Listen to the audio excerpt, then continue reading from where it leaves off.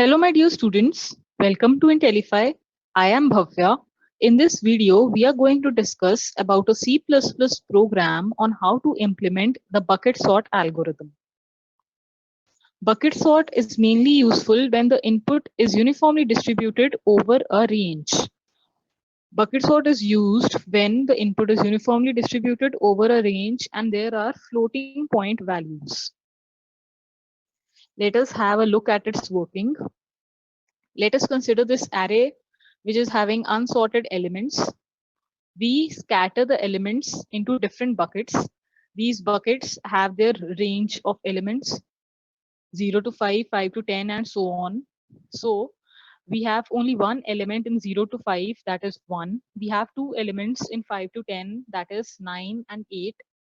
See, my dear students, 9 appears before 8 in this array, in this main array.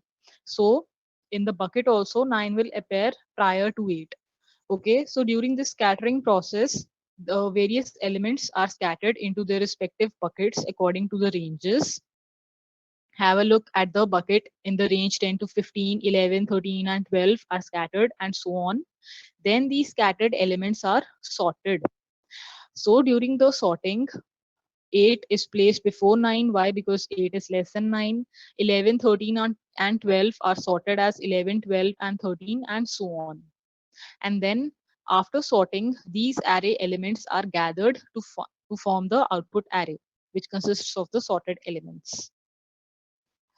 So now let us have a detailed look at its working. Suppose the input array is 0.42, 0.32 and so on. This is an array which is having the size as 7. We have 7 elements in it. We create an array of size 10.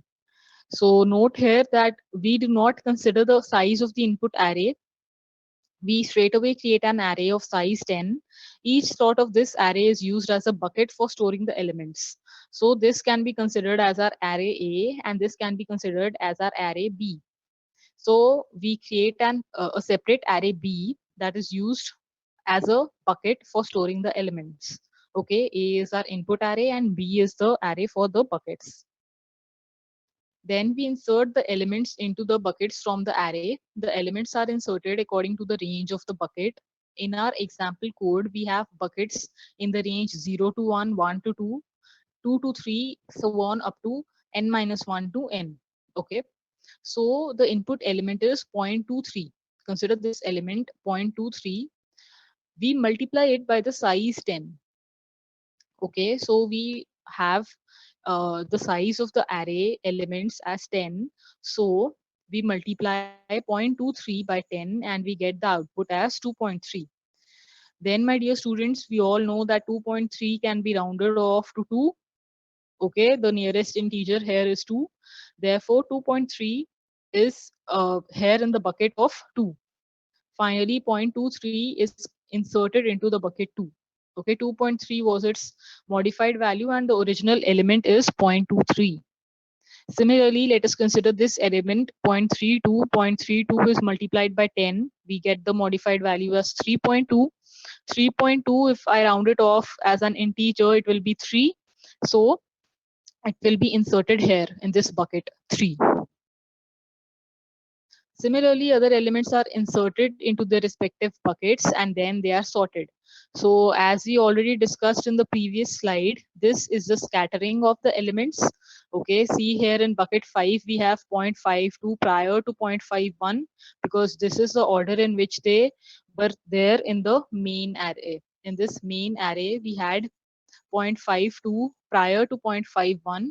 Therefore, they are arranged in this manner in this bucket 5. But when the sorting takes place, this is the sorted array.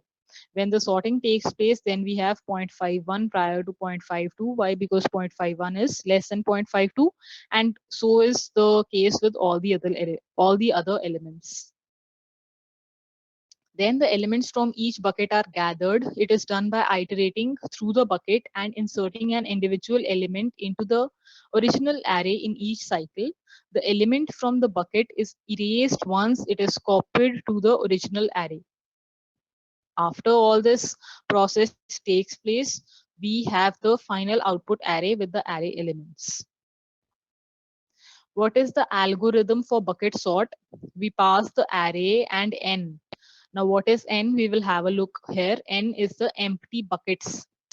So in the bucket sort function, we pass the array and n empty buckets. N is the number of the empty buckets or the lists. For every array element, this is the array element, we insert the array element into the bucket. How do we insert it? We multiply it by n. We've already discussed this in the previous slides. Then we sort the individual buckets using the insertion sort. So the sorting takes place in the same manner as it takes place in case of insertion sort. And then we concatenate all the sorted buckets. I hope it is clear till now. Now let us have a look at the program code. We include these header files, IOStream, algorithm, and vector, and then we use namespace std. A namespace std is used to provide a scope to the identifiers inside the namespace.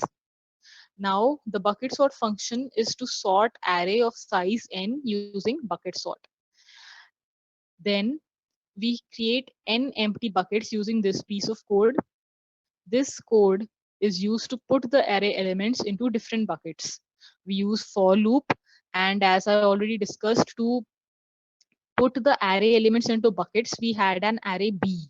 I hope you remember, we just had discussed it.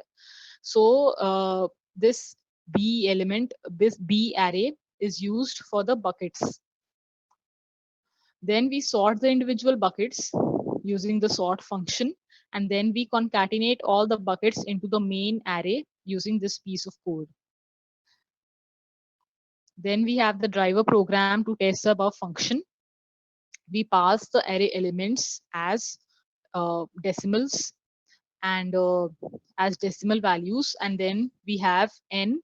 How do we calculate n? It is the size of array to the size of the array element, the first array element, and then we call the bucket sort function. We pass array and n as we discussed in the algorithm, and then we print the sorted array. This is the code we use for loop to print the sorted array. We have the output, which is the sorted array. Thank you. I hope you had a good learning experience. Stay tuned.